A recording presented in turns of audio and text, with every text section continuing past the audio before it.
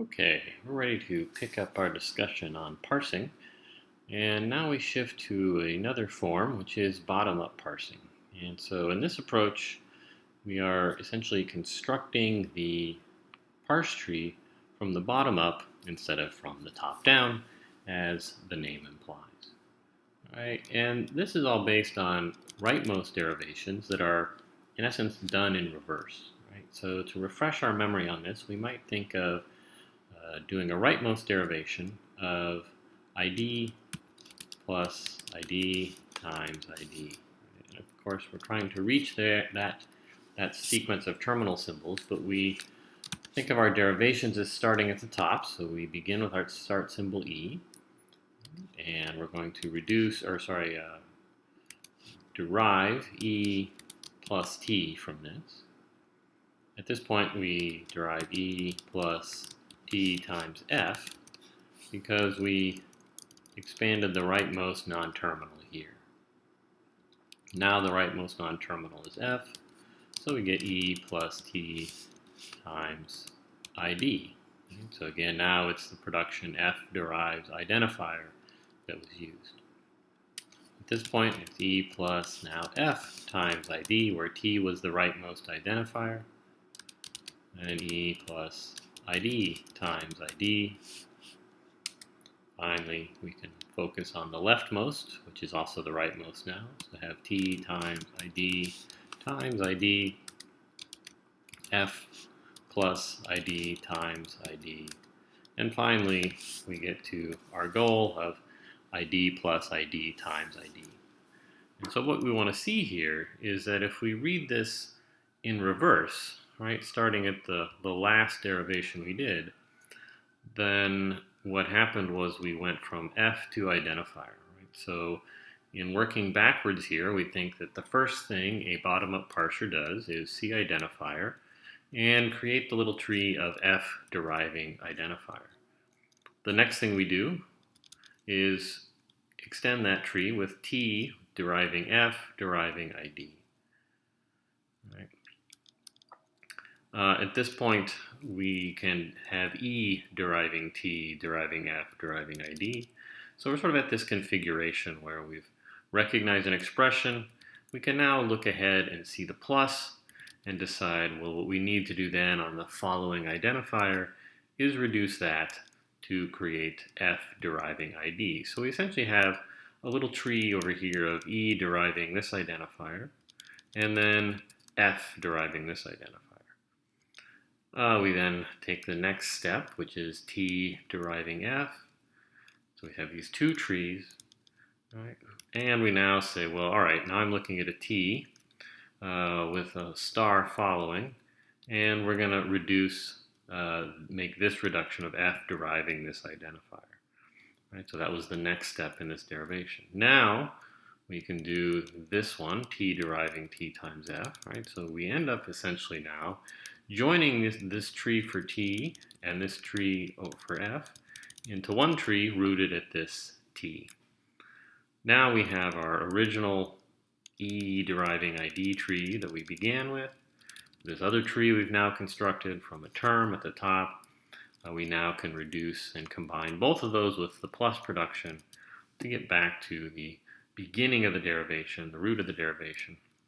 And so in this way, we've essentially constructed the tree from the bottom up by reading a rightmost derivation in reverse.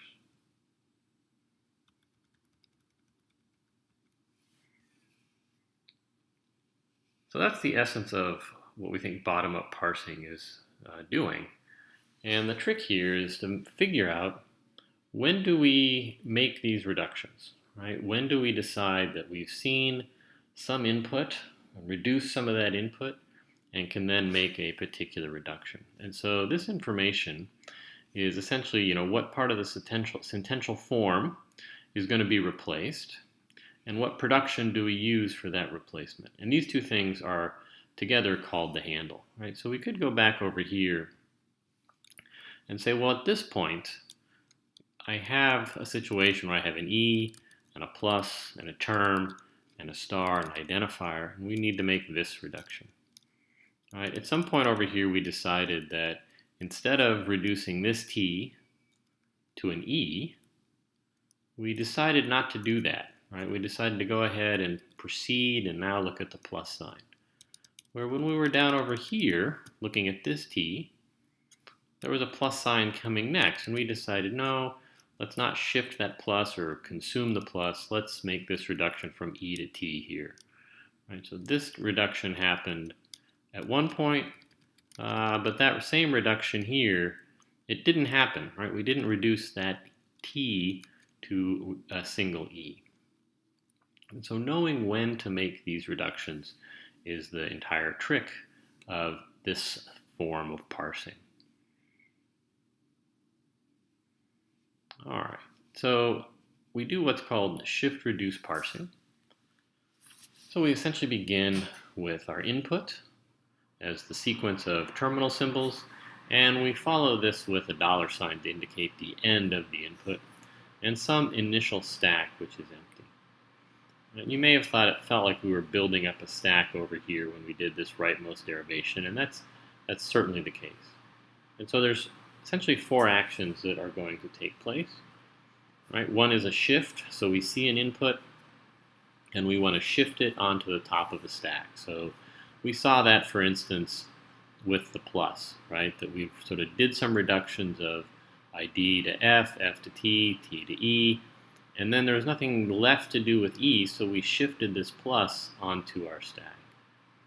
Right? We did a lot of reductions in that process where we recognized that the top of the stack was the right-hand side of a production, and then we can replace that right-hand side with the left-hand side non-terminal from that production. So we do lots of shifts and reduce. At the very end, we hope to do one except action where we get to the state where the start symbol's on the top of the stack and the input is the $, and thus we know that we have an entire phrase in the language on the stack and we're at the end of the file. We can accept that input. We also have error actions when we have syntactically incorrect input and none of these other 3 operations are valid. So we might think, what do we do to process an example like this where we have that same input? Right? What were the sequences of steps that we went through, and we ended up with a set of shift and reduce actions. So I've essentially talked through this exercise already in describing this. But our stack certainly sort of grows as we go through here. So we can think of beginning with an identifier, right? And if we see so we have our input of ID plus ID times ID. This is our input, and we're looking at that as our current token that we're trying to recognize. And so what we'll do is have a stack, and we're going to put the identifier on the top of the stack. At this point, we decide, okay, we can take the next step. So the first step is to reduce that identifier to a factor. Right? That factor gets reduced to a term. Right? That term gets reduced to an E. Right? So each line that I'm producing here is the next version of the stack. Right? We next do E with a plus, so we shift that plus sign onto the stack. Right? There's no reduction we can do here, so the top of the stack is not a handle, it's not the right-hand side of a production. So we go to E plus ID. We shifted that second identifier. Now we can do E plus factor, where we've reduced the top of the stack, the identifier, by the rule F derives ID. Right, we then get to E plus T, where F is reduced to a term. Right, and at this point we have a choice to make. Right, our choice is what do we want to do with this term? All right, so I guess I've failed to keep up my input marker here. Right, so we are at this point where the next input is a multiply. So apologies for that.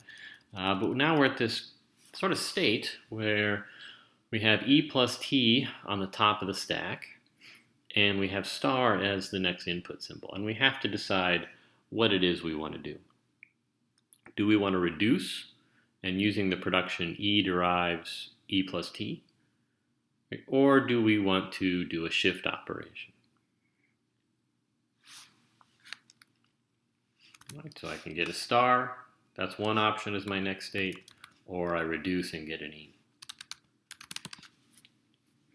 Right, well, we need to consume that multiply, so we do need to do the shift. Right, so an important question is, how do we know to do this shift instead of a reduction? And that's something we'll get to in a bit. So now again, we don't have a handle at the top. E plus T times, oops, again, forget to move that over. We shift our identifier. Now we have E plus T times F. All right, and now we can think that we have our next input symbol is essentially the dollar sign, the end of file symbol. All right, so now we know, okay, we have this F at the end. Now we can do E plus T, right? So here we're doing the reduction of T times F is replaced by T. And finally we finish by reducing this all to an E. And so we're at the state where we have the start symbol at the top of the stack and the input is pointing to the end of file marker. And so now we think, okay, this is good. We will accept this as a valid input string in our language. So that's in essence what a bottom-up parser does. And the real question is, how do we keep track of when we're supposed to shift and when we're supposed to make a reduction? All right.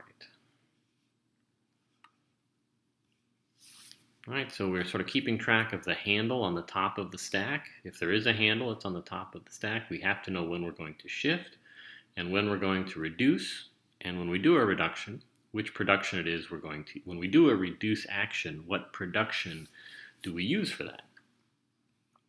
And we want to do this with only looking ahead in the input a little bit, right? So ideally, we're only looking at the very next input symbol, the very next token in the input stream, and basing our decision on that information alone.